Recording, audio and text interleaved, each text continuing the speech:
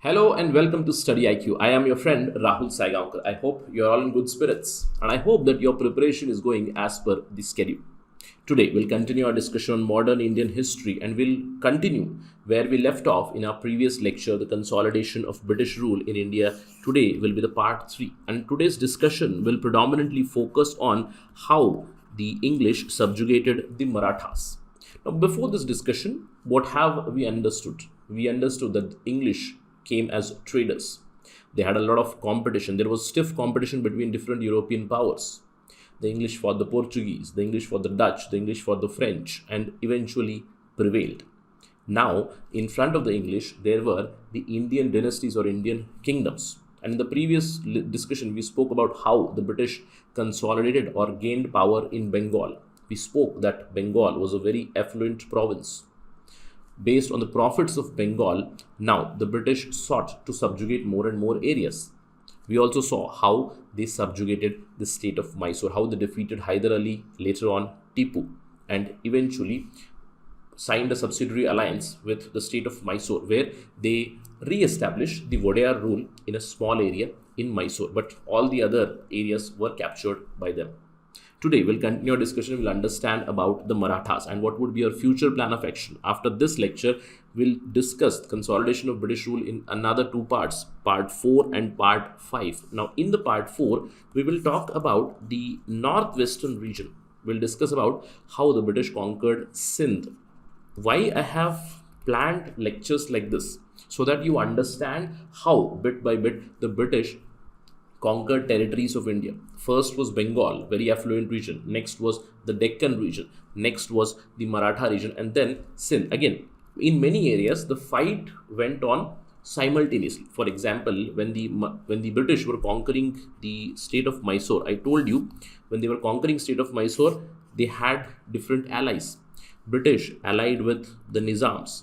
British allied with the Marathas to defeat Tipu. So we'll understand here what exactly happened with Marathas. Here you'll understand how the loose Maratha confederacy or the lack of unity among Marathas was very shrewdly utilized by the British to subjugate Mysore. Now in the next or subsequent lectures, we'll talk about the Sindh. Now why Sindh has been given separate prominence. Now you might think, sir, why we need to focus on conquest or consolidation of Sindh, or for that matter, the northern side, Sikhs and the Sindh area. Why?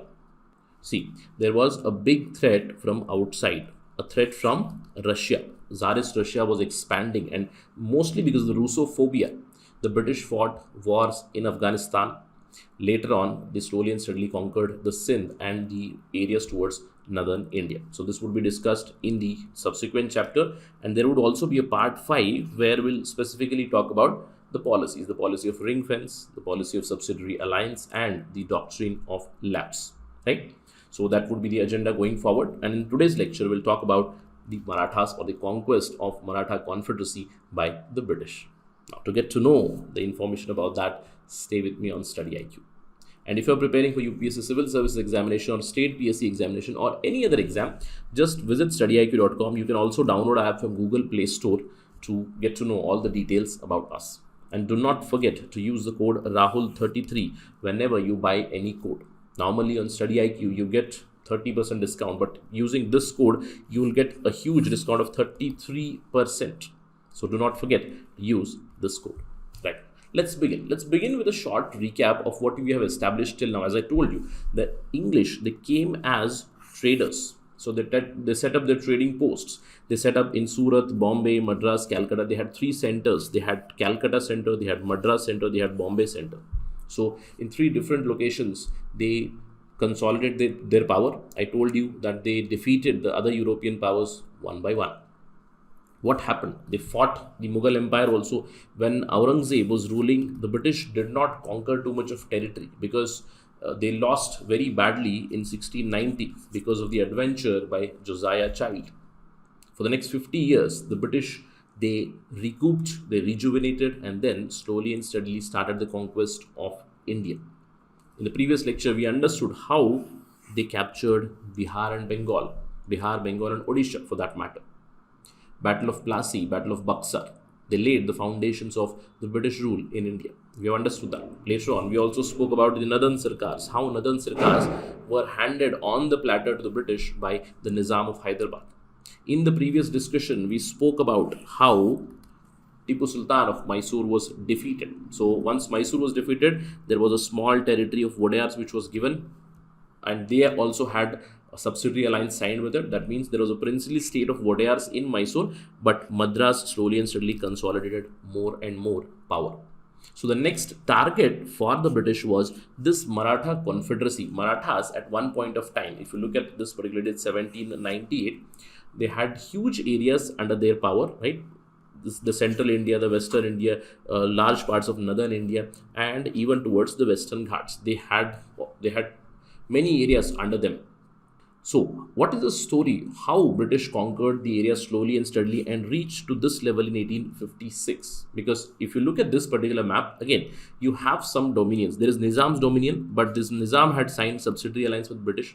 There is Mysore state. Here, the Wadayars are there, but they also signed subsidiary alliance. You can see some areas. There are Rajputs. There is a kingdom or a dynasty in Indore. There is one in Bhopal. There is one in Gwalior. All these had signed subsidiary alliance, and by using doctrine of lapse, many areas were later on annexed by the British. By 1856, they had conquered most of India. How did they do it? As I told you in a previous discussion, they used policies, the policy of ring fence, the policy of subsidiary alliance, the policy of doctrine of lapse, because they had to fight people. Right? Of course, they had to fight people because there were kingdoms in India, and I told you the biggest threat for them was Marathas. Only two people who could have stopped the British. First was the Mughals. However, after 1707, after the demise of Aurangzeb, the Mughals were not very powerful. The later Mughals were very weak, and they were also subjugated by the British. We all know about the Battle of Plassey, later on Battle of Buxar, where Shah Alam II was a pensioner of the British themselves. There was threat from Afghans.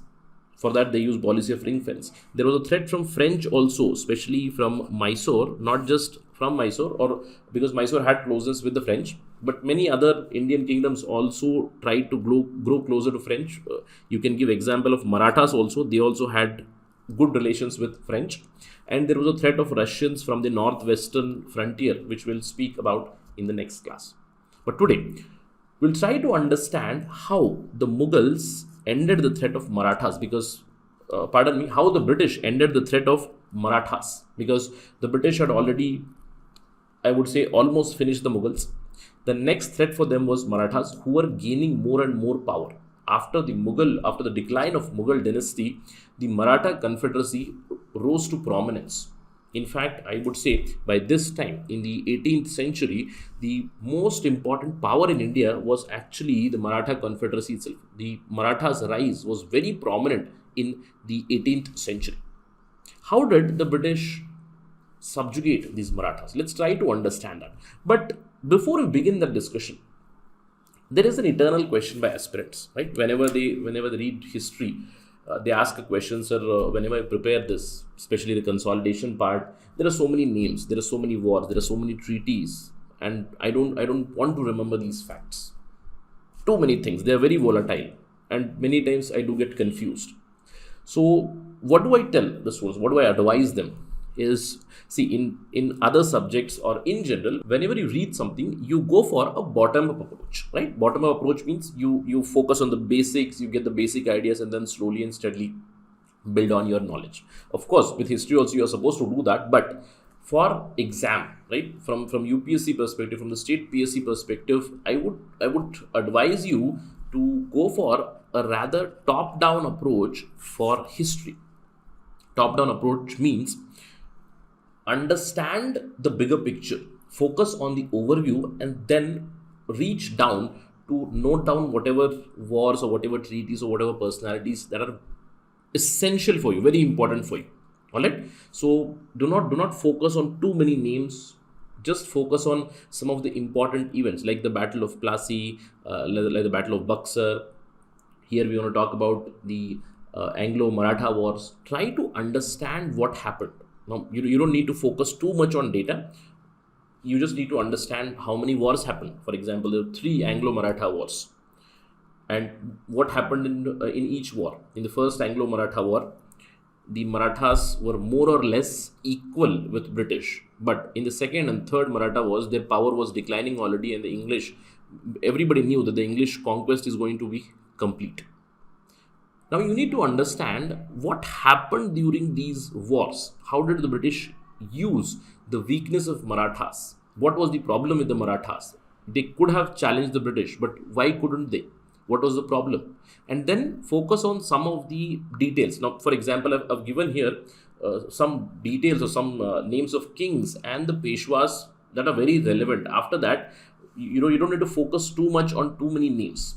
First of all, try to understand how the Marathas rose to prominence. Now, it was the beginning with Shivaji Maharaj or Chhatrapati Shivaji. Right now, I've written here the time period reign. No need to remember the dates also, but just a vague idea is more than enough that what happened during his times. See, Shivaji was in constant tussle with the Mughal Empire because this period coincided with Aurangzeb's period. We know that, and Aurangzeb, he called Chhatrapati Shivaji the mountain rat because the Maratha Empire at that time was more or less in the area of Western Ghats, in and around the Pune region, and Shivaji was very well known for his guerrilla warfare. So the Mughals used to send big armies to fight Shivaji. Shivaji used to beat them in the guerrilla warfare, and there was a seesaw battle. Sometimes the Mughals had upper hand, sometimes Shivaji had upper hand, but he laid the foundations of the Maratha Empire. What was before Shivaji? Before Shivaji, his father was Shaji Bhosle. Now, Shaji Bhosle was basically a Jagirdar under the Bijapur Sultanate. In fact, at one point of time, Shivaji's father, Shaji Bhosle, was given the Jagir of Bengaluru. Today, the city of Bangalore, right? The Bengaluru Jagir was given to Shivaji's father. Very similar to how Hyder Ali rose to prominence, and Hyder Ali eventually led to creation of a separate state of Mysore. Shivaji did the same, right? Shaji was a soldier. Shivaji later on set up or laid the foundations of the Maratha Empire. After Shivaji, there was Sambhaji from 1681 to 1689. Then there was Rajaram. As soon as Rajaram I came, the power struggle began among the Marathas, right? And the most prominent Chhatrapati, see, there are two titles here. First is Chhatrapati. Please remember, Chhatrapati means the king. Then there is a title of Peshwa. The most important Chhatrapati was Shahu, under whose reign the Maratha Empire expanded a lot. But you need to understand that Chhatrapati was a titular or a title. Like Chhatrapati was the king. He had his own ministers. Because if you talk about Shivaji, right? Shivaji's setup of administration was the concept of Ashtapradhan. You must have heard of Ashtapradhan. Ashtapradhan means 8 ministers. And among them, the most important minister was the Peshwa. Peshwa means Prime Minister. In short, the Prime Minister. So try to understand, Chhatrapati is like the President and Peshwa is like the Prime Minister. And from the time of Rajaram, I would say, later on with Shahu also, the post of Prime Minister, the post of Peshwa, it became more and more prominent. And whenever there are pradhans or whenever there are ministers, there are ashtapradhan, right? Or whenever there are ministers, then it is bound to happen that there is power struggle between the nobles at the court, right? With the Maratha court also the same thing happened. The more power was with Peshwas. Peshwas were prime ministers, and most prominent Peshwas were Balaji Vishwanath. Balaji Vishwanath, again during the reign of Shahu. The most important one was Bajirao I, Bajirao Ballal, 1720 to 1740. This is the reign period in which he ruled, right? Or in which he had power. And Bajirao I is the same Bajirao. I'm quite sure that in popular culture you must have seen a movie called Bajirao Mastani, right? A movie released in 2014 or 15, starring Ranveer Singh, right? The story is an inspiration of Bajirao I itself. Under Bajirao I, the Maratha Empire expanded.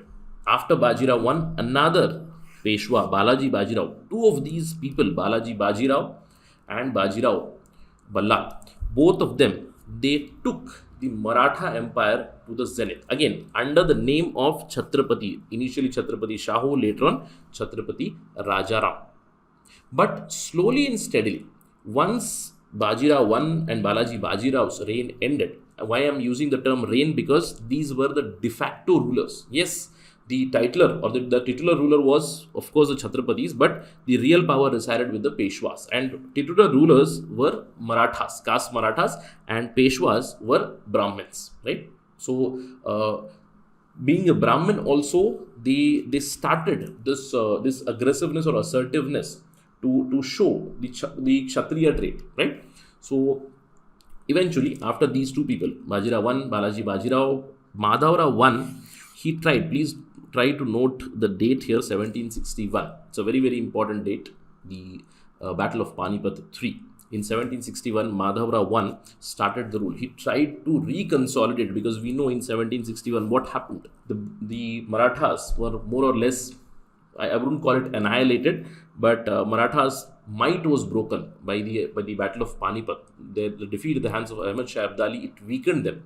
Madhavrao 1 tried to reassert, but after Madhavrao 1, there was a constant tussle for the Peshwaship, which was rather utilized by the British. Now, why I told this entire story? So that you get an overview. Because after Madhavrao, the British get an opportunity, because they know that, of course, the Chhatrapatis, it was just a title. So, when I talk about Chhatrapati, they installed this last Chhatrapati here. Pratap Singh was installed as the Chhatrapati by the British themselves, right? But the main power resided with the Peshwas. And after Madhavrao 1, the post of Peshwa became weak. And during this time itself, since it was Marathas, the Maratha Confederacy also started. Marathas, right from initial period, there were different families who came together under the domain of Chhatrapati, and they used to fight for Chhatrapati. But there was internal dissension among these different families, right? The Peshwas, I told you, Peshwas were the post of Prime Minister, but there were other families like the Scindias, the Holkars, the Bhosles, and the Gaekwads. Now, this is the map of India where the Maratha power was at peak. And I want you to remember something, especially from Prelims point of view, which family or which confederate was located where. There were 5 confederates. The Peshwas. The Peshwas were located in this particular zone, Pune, Satara. They were very prominent power here. The Scindias were more towards the northern India in Ujjain, later on in Gwalior. The Holkars were stationed in Indore. The Scindias were stationed in Gwalior, Ujjain, and the Holkars in Indore. The Bhosles were towards the Nagpur and more towards the Bengal side. And finally, the Gaekwads were towards the Gujarat or the Baroda. So these were the 5 Maratha confederacies. And many a times these confederacies were not united, because it's quite understandable. The Peshwas had more and more power. Initially, all of them were united under the Chhatrapati, or I would say under the domain of Peshwa himself. But slowly and steadily, they started to rule independently. But again, under the domain of Maratha Confederacy, under the Chhatrapati, under the title of Chhatrapati. Alright? So there was a point when even the Maratha Confederacy or the Marathas, they reached till Delhi. Now, the third battle of Panipat is that itself. Their power had expanded too much. Now, it was this dynasty or this kingdom which could have challenged the British. But the British slowly and steadily subjugated them. As I told you, why the British now look towards Maratha territories? Because now they had confidence. They had good confidence because they already had Bengal, Bihar and Odisha, which I would say formally they captured in 1765. In 1764, Battle of Buxar was over. 1765, Treaty of Allahabad was signed. Eventually, they got these areas. They got the Diwani rights of these areas. So they had huge territory, huge resources, affluent regions. And they set up a government here. Robert Clive had set up the Bengal government. Now, the British had 3 centers. One was the Bengal center, I would say, which was very, very positive, or which was growing continuously, because an administration was set up there by Robert Clive and later on the Governor Generals of Bengal. The other territories, Madras and Bombay, they were looking to establish, or they were looking to replicate the success of Bengal. And of course, the Marathas were quite weak and they were divided. The Confederacy itself was weak. So the British saw this opportunity and they wanted to establish their power here in Bombay, because the main center of the Marathas was Pune, Satara, which is very closer to the Bombay province. So they wanted to expand Bombay. So they looked towards the Maratha territories, and they also found an opportunity. Yes, Marathas were mighty at one point of time. I told you that they were quite mighty when Peshwa Bajirao I, Bajirao Ballal, and Balaji Bajirao were there. Initially, Bajirao I started his expand towards the northern side, and Balaji Bajirao, or he's also popularly known as Nana Sahib. So Nana Sahib, these two were most aggressive. Bajirao and Nana Sahib were two most aggressive and assertive Peshwas who expanded the territory of Marathas to the northern side, to the eastern side, to the central side. They even reached till the banks of Indus River. They captured Peshawar in the Battle of Attock in 1758. So they had huge territories under them. In fact, I would say under Balaji Bajirao or Nana Sahib, the Maratha Empire reached its peak in terms of the territorial extent. So British were quite wary of these people. They were wary of the mighty Marathas. They knew the Maratha might. But British got lucky. Why? They did not even fight a war with Marathas, and the Marathas were weakened. Why? Of course, the Marathas were on the aggressive. They wanted to establish their rule in Delhi. So they started a march to Delhi. And at that time, the Afghans were also looking to raid Delhi. The Mughals were already weaker. So this time, Afghani Ahmad Shah Abdali, he met with the Marathas in the third battle of Panipat, and we all know the consequence of this. The Marathas suffered a big defeat. Now, it was here that the Marathas lost confidence to a large extent. And that is why I tell you, British got lucky. Because on the ground, if they were to fight Marathas hand to hand or mano a mano, they would have lost probably because of the sheer number of troops that the Marathas had. It is said that in the Battle of Panipat alone, the Marathas lost approximately 30,000 troops, 30,000 infantry. Just imagine the number at that particular time. So the British got lucky because the Marathas were weakened. Nana Sahib or Balaji Bajirao, he lost two of his jewels. He lost his elder son Vishwas Rao. He died on the battlefield. He also lost his cousin Sadashiv Rao. Both of them were very adept leaders. They lost in the Battle of Panipat, the third Battle of Panipat. And after hearing this particular news, Nana Sahib or Balaji Bajirao, he also died in 1761. Now, then started a power struggle among the Marathas. Now, what happened? Balaji Bajirao, aka Nana Sahib, was succeeded by his youngest son Madhavrao I. I told you, Madhavrao I, he was now standing, I would say, on the ruins of Maratha Empire, which saw a moral losing defeat in the Battle of Panipat. He tried to reconsolidate. He was very young, approximately around 15-16 years of age. Madhavrao I, he started his rule. But the main power was held by his regent Raghunath Rao. Raghunath Rao was the senior most member of the Peshwa family. Now, please try to understand. On one side, there is Madhavrao I, who is the Peshwa. And it is, of course, known that whenever we speak about Peshwa used to take decisions individually, but they used to rely on their court or on the ministers that they had. So after Madhavrao I, the Peshwas lost the real power, because till Madhavrao I was there was a legitimacy to the rule, there was political authority. He relied on many court members like Nana Fadnavis, who used to guide him. But after Madhavrao lost his life, Madhavrao died of tuberculosis. Now, after his loss, the power struggle for Peshwas began. There was bitter rivalry for power for the Peshwaship among the Maratha confederates, I told you, and the British utilized this. How did the British achieve this? Between last quarter of 18th century and the beginning of the 19th century, the Marathas and the British, they were embroiled in three big wars. First one, the first Anglo-Maratha War 1775 to 82.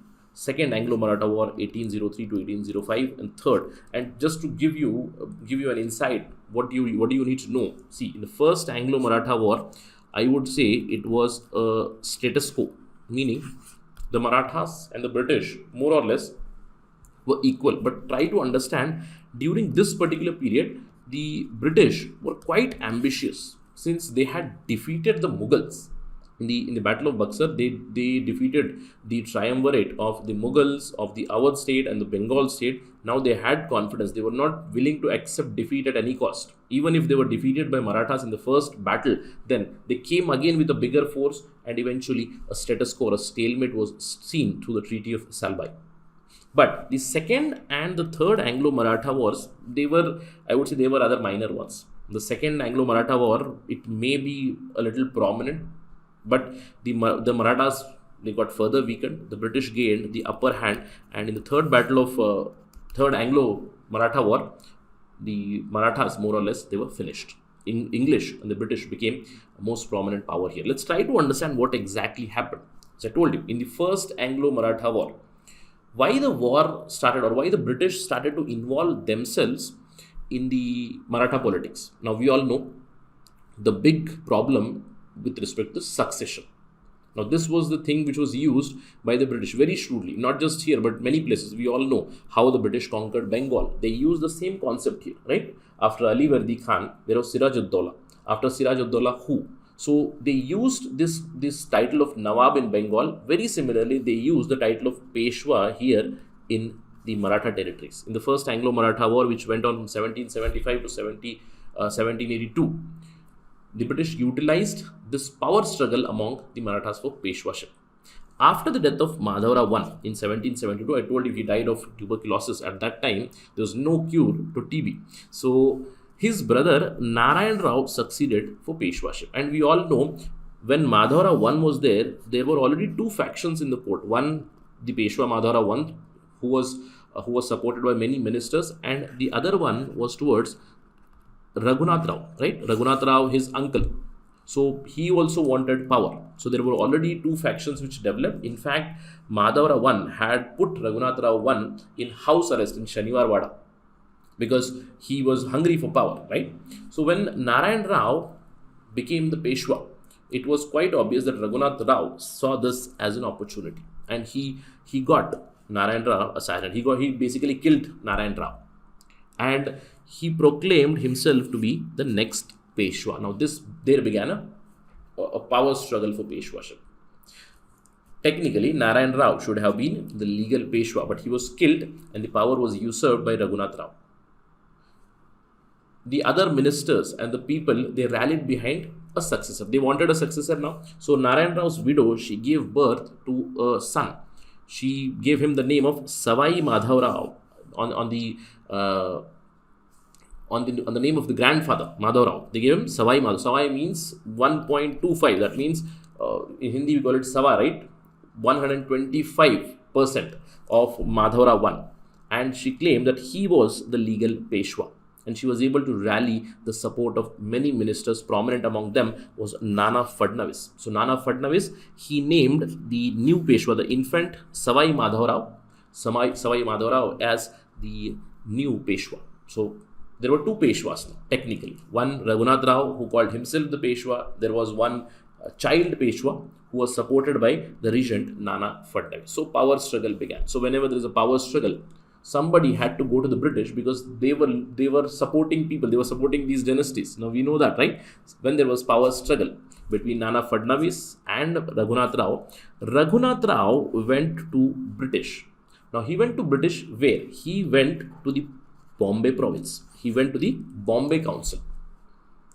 Please try to understand this. It's a tale of two treaties. Raghunath Rao, he went to the Bombay Council. He got a treaty of Surat signed. Now, under the Treaty of Surat, it was signed between Raghunath Rao and the British East India Bombay Council. As per treaty, the English provided him 2,500 troops. They supported him.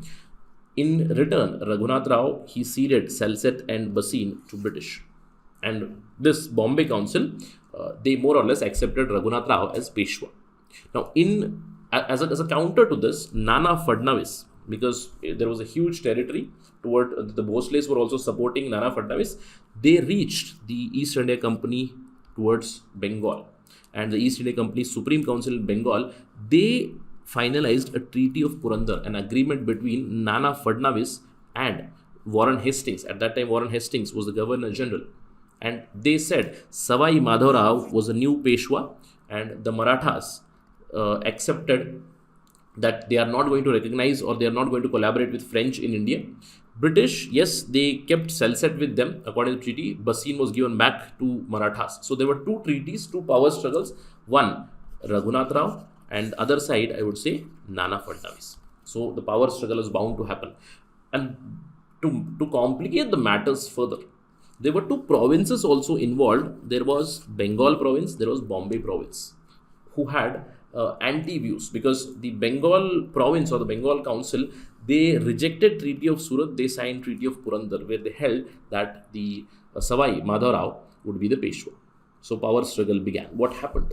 The Bengal government rejected Treaty of Purandar and gave refuge to Raghunath Rao. Now, when Bengal government did this, Nana Fadnavis also violated the treaty which was signed with the Calcutta Council, and he gave a port on the western coast to the French. Now, this was a red line for the British.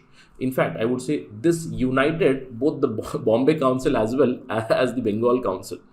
Again, Raghunath Rao was given refuge, he was also given a pension. But now a war started between British and the Maratha armies. Again, Nana Fadnavis was there. Nana Fadnavis was supported by Scindias and the other families also. One of the prominent leaders here was Madhaji Scindia, who was the general who started war with the Marathas on the outskirts of Pune. What the Marathas did was they lured the English army into the Ghats. The English did not know the guerrilla warfare. They did not know the Ghat warfare.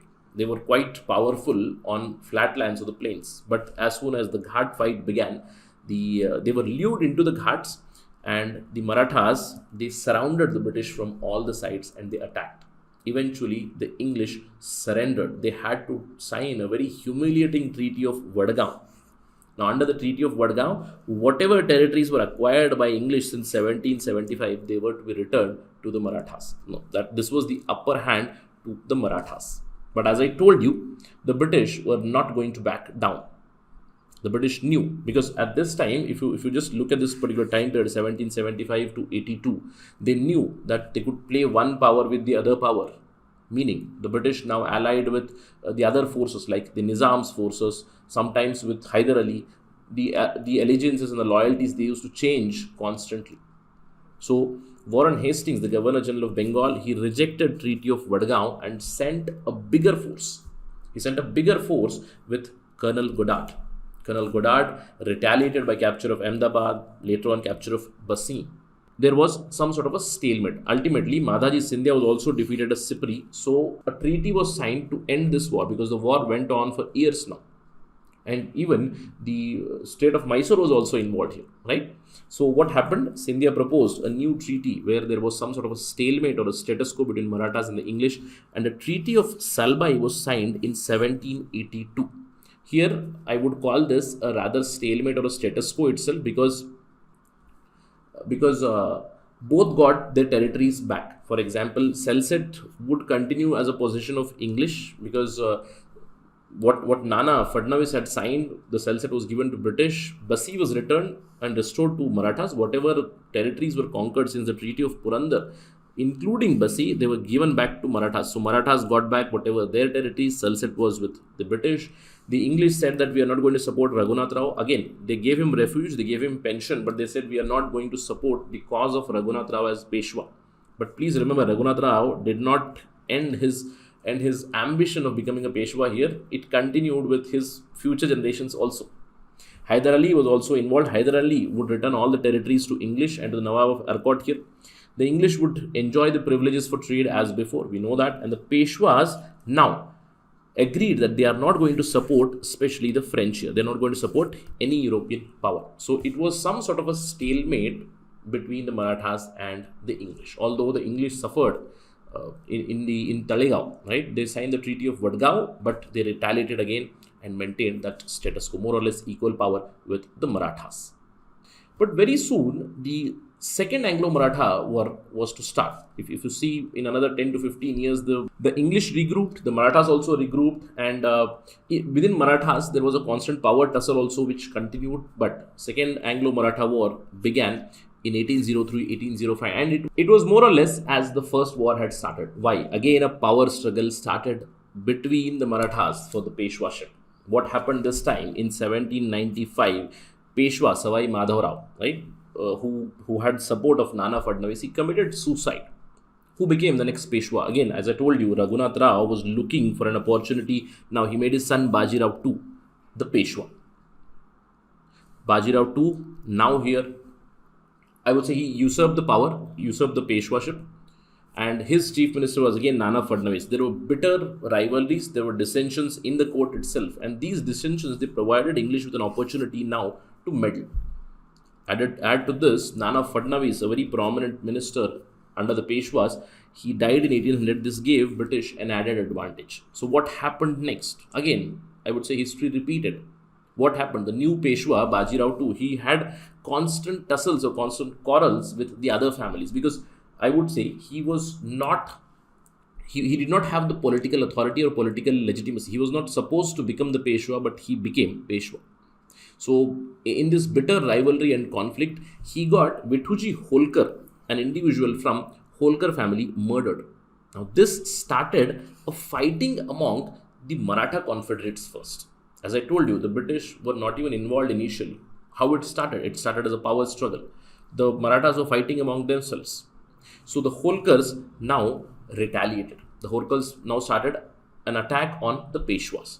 The Peshwas were allied with the Scindias, we know, because the Maratha confederates were under the Peshwa. So Scindias and Peshwas together started a fight with Holkars, because I told you Holkars retaliated because of the murder of Vithuji Holkar. So a fight now started between Holkars versus the Scindias and the Peshwas. And the Holkars were quite powerful from Indore. They defeated the dual forces in 1802. Now, as soon as something like this happens, if you remember what happened in the first Anglo-Maratha War, on one side there was Raghunath Rao who wanted to become Peshwa. On the other side, there was Savai Madhavrao or Savai Madhavrao's regent, Nana Fadnavis, both of them looking to gain upper hand. Similar thing happened here. On one side, there were Holkars who had defeated Scindias and the Peshwas. And on the other side, there was Peshwa, that is Bajirao II here, who lost a war.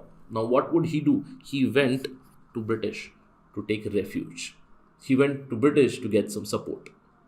Please remember, first of all, Bajirao II himself, he did not have legitimacy. Now, after the defeat against Holkars, he went to the British to get subsidiary alliance. And he signed a subsidiary alliance treaty in 1803, Treaty of Basino. Please remember, this is a very, very important treaty, Treaty of Basino. It changed the entire course of Indian history. A very important treaty.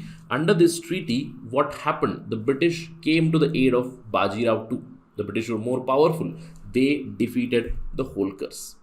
Now, under the Treaty of Basino, basically, Peshwa, he said that you can have your forces in Pune. Please remember this. The Peshwa received from the company an infantry of 6,000 troops. The British troops now in Pune.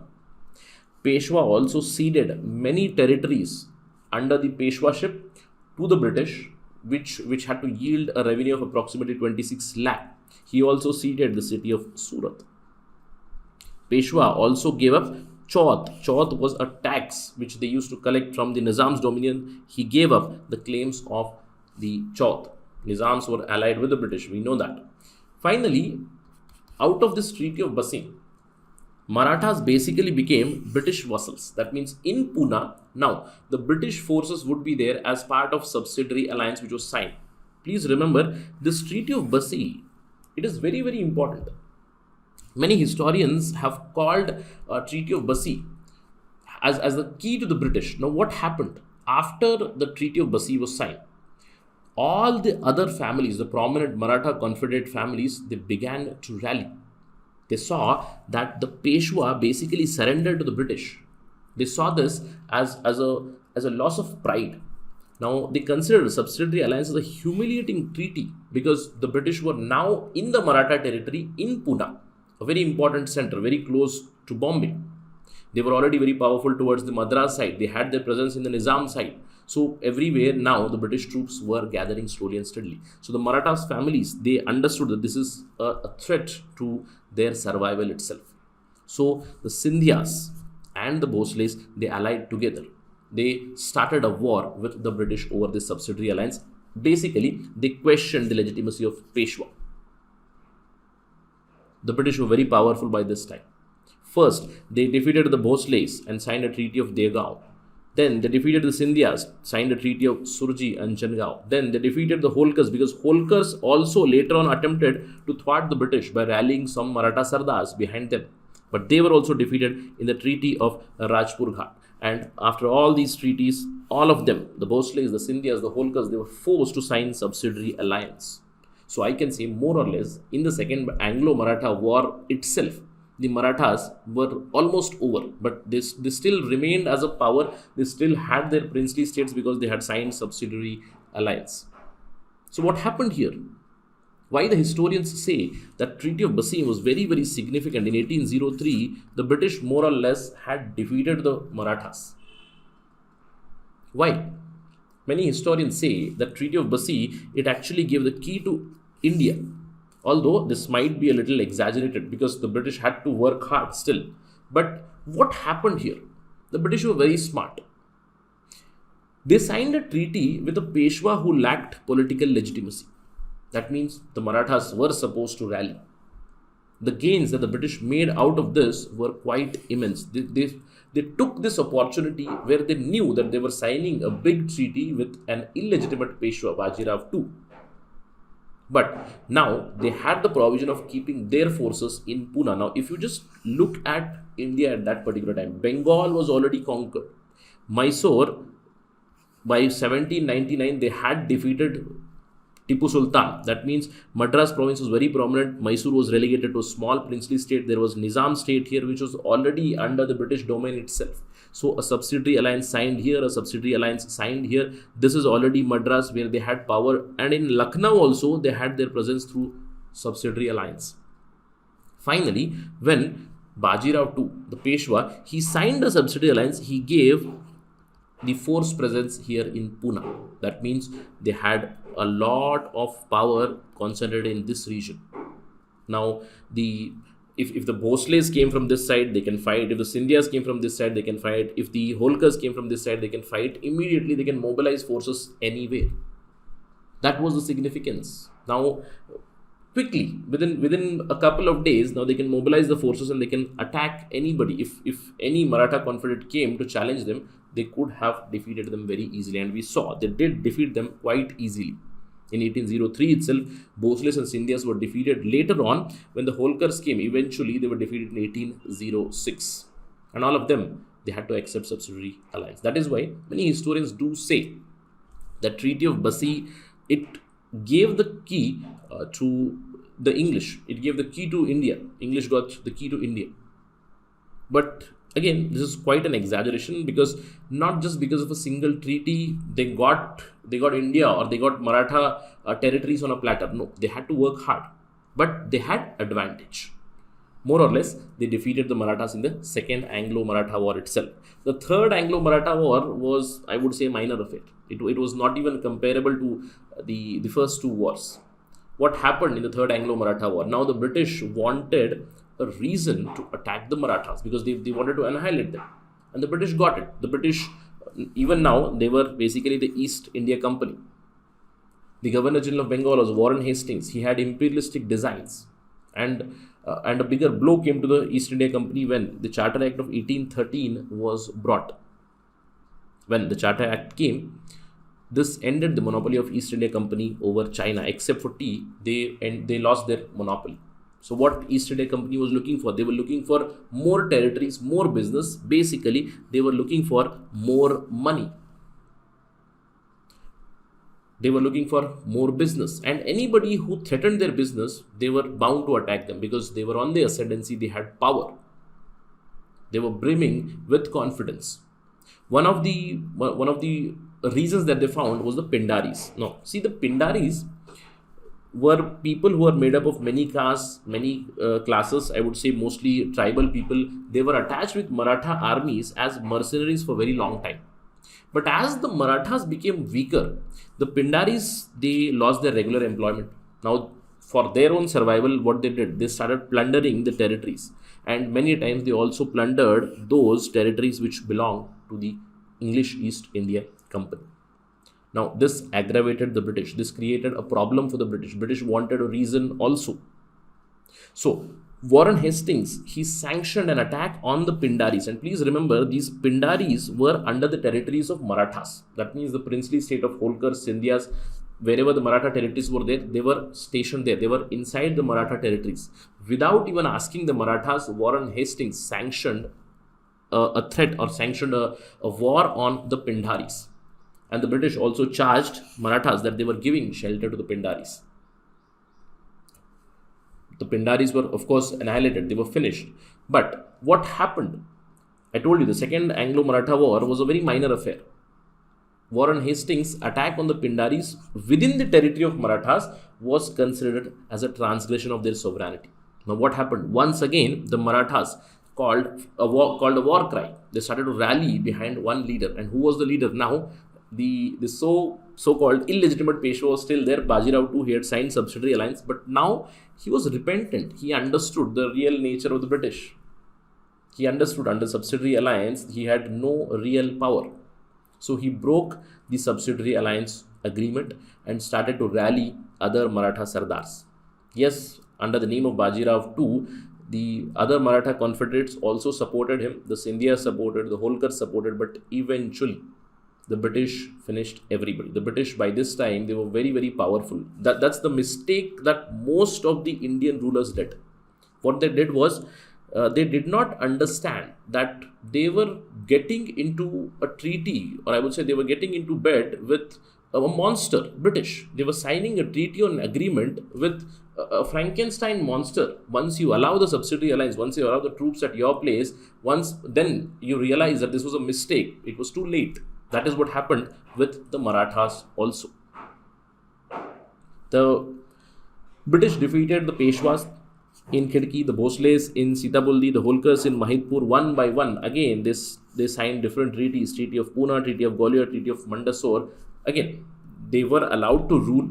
Subsidiary alliance was imposed on them. A force was stationed there. More or less, they were completely subjugated. Bajirao too, as I told you, he was very repentant. He continued the fight. Eventually, in June 1818, the Peshwa finally surrendered. The Peshwaship itself was abolished. Bajirao too was put on a British retainer in Bithur near Kanpur.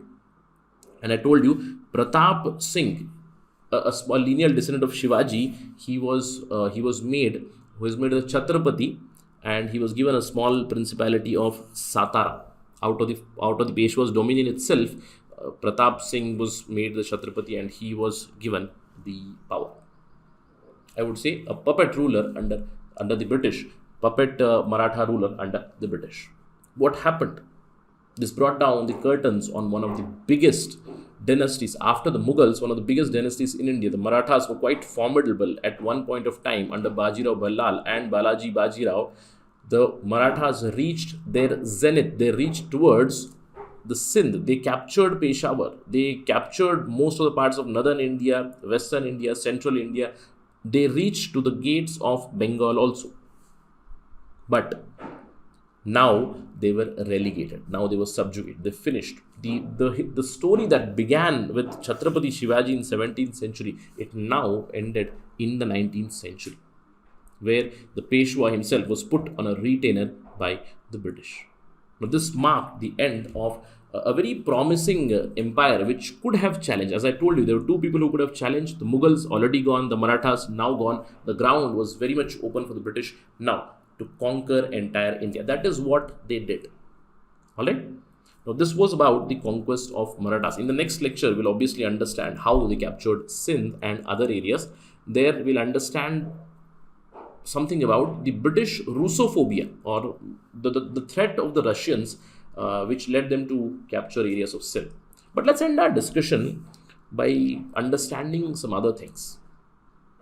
Once formidable Marathas, why did they lose? What happened to them? See, let's have a comparison. Why Marathas lost? There are 4 pointers, and I want you to understand, and I want you to make a list of a concurrent thing on the other side.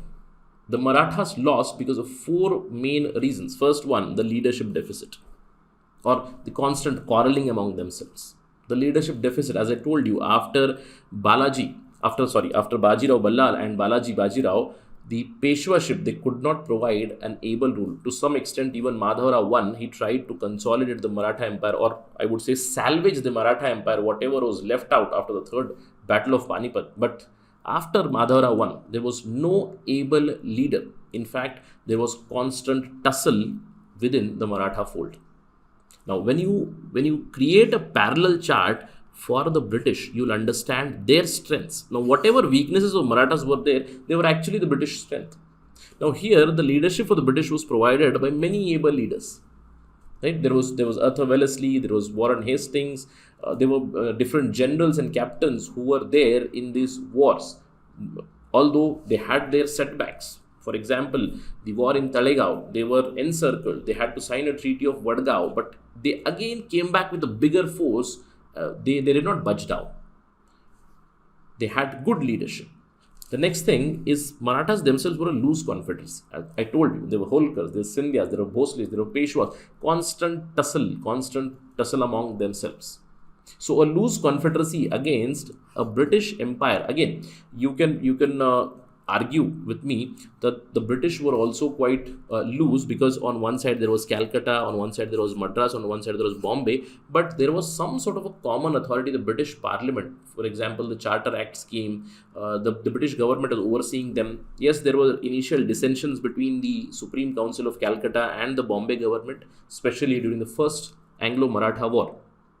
But later on, the British got their act together. They were not a loose confederacy. Yes, there was a competition going on. Calcutta had upper hand. Calcutta was conquered first. Bengal was conquered first. The administration in Bengal was becoming more and more prominent. Madras also wanted to replicate the same. Bombay also wanted to replicate the same. It was healthy competition. It was not a loose confederacy. Rather, it was that passion, or it was that ardent desire to outperform the other province. That is what led the British towards the conquest of India. So on one side there was loose confederacy, on one other side there was quite a decent unified power, I would say, under the British government. The third reason was administration deficit. Now this is a very big problem with the Marathas right from the beginning. The Marathas, they did not have a perspective planning or a perspective idea of how to govern. Yes, they established the Maratha rule. Even during the reign of Chhatrapati Shivaji, yes, there were Ashtapradhans, but they lacked a sound taxation policy. They relied more and more on Chaut and Sardeshmukhi. They did not have a very strong navy. Constant tussle, constant power struggle in the court itself. The court nobles used to fight. That is why the different confederates emerged eventually. Look at the other side. If you look at the consequent pointer on the British side, they established a unified center in Bengal. They established a council in Bombay. They established a council in Madras. So they had better administrative skills. They have better leadership skills, because of which they eventually prevailed. And finally, yes, the fourth reason is obviously known, not just the reason why Marathas lost. This is a common theme for why the Indians lost. The Indians lost because they were inferior in terms of military, in terms of arms and ammunitions. They did not have the big cannons. They did not have gunpowder. They did not have big guns. They did not have a navy. On the other side, the British, on the backdrop of industrial revolution, on the backdrop of huge money, and the backdrop of large technological inventions, they had a better army. They had better navies. They had better arms and ammunitions. Indians relied on swords. So if you bring a sword to a gunfight, will you survive? That is what happened with the Marathas. That is what happened with the Indians. The same thing with the Mughals also. When you bring a sword to a gunfight, who is going to win? We know the answer. The person with the gun, the person with the cannon, the person with a better military, better arms and ammunition. And that is what happened with the British also. It is because of these four reasons the Marathas lost. If they had found out some leadership, if they had found out some unifying cause, they could have survived. Yes, they found out a unifying cause, which was again the British. See, it is quite ironical. When the Calcutta Council and the Bombay Council, they were at loggerheads with respect to Treaty of Surat and Treaty of Purandar, they found out a common enemy, that was the Marathas, and they united. The Marathas also united But it was very late, as I told you. When you sign a treaty, when you sign an agreement with the devil, what is going to happen? You are going to understand, you're going to resent it later on. But if it is too late, then you cannot go back. That is what happened with the Marathas. The Maratha Confederate signed the subsidiary alliance predominantly through the Treaty of Basing. When the Peshwa signed the subsidiary alliance with the British, that means he became a vassal of British. Soon he understood. He was later on resentful also, but it was very late by that time. That is why the Marathas lost. And on all the pointers, the British were better and they prevailed. So this completed the conquest of the Maratha territories. Of course, there were some princely states which were left out. We do understand there is Indore, there is Gwalior, there is Bhopal, there is Lucknow. There are so many princely states which were allowed, but they had to sign subsidiary alliance. So British were present there. This is how they conquered different territories. This is how they conquered different areas. So this was it for the consolidation of British regarding the Marathas, how they subjugated the Marathas. In the next lecture, we'll talk about the northwestern region, and then later on, we'll talk about the policies of British. Till that time, please stay safe and stick to your schedule. All the very best. Thank you for watching this. Jai Hind.